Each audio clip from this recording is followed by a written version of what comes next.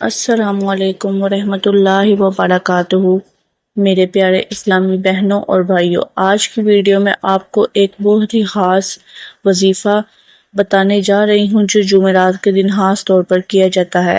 اسے ہاتھ کا وظیفہ کہا جاتا ہے۔ یہ وظیفہ رزق میں برکت، بیماریوں سے شفا اور زندگی کے ہر مشکل مرحلے کو آسان بنانے کے لیے بے حد مفید ہے۔ جمعرات کے دن روحانی اعتبار سے ایک خاص دن ہے۔ اس دن اعمال اللہ تعالیٰ کی بارگاہ میں خاص طور پر پیش کیے جاتے ہیں۔ یہی وجہ ہے کہ اگر آپ جمعرات کے دن کوئی نیک عمل کرتے ہیں تو اس کا اجر کئی گنا بڑھ جاتا ہے۔ یہ وظیفہ نماز عصر کے بعد کرنا ہے۔ سب سے پہلے باوضو ہو جائیں اور ایک صاف جگہ پر بیٹھ جائیں۔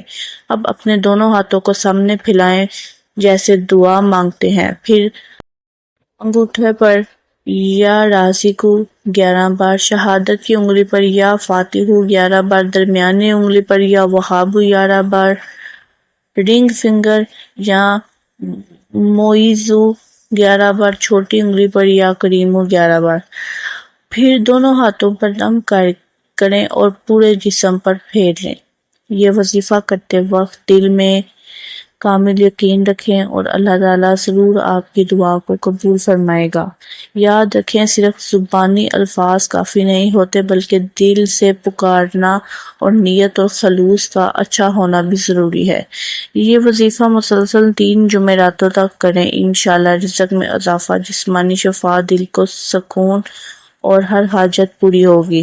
اگر وظیفہ پسند آئے تو دوسرے کو تک شیئر کریں تاکہ وہ بھی فائدہ اٹھا سکیں۔ اللہ تعالیٰ آپ کی تمام جائز دعاؤں کو قبول کریں۔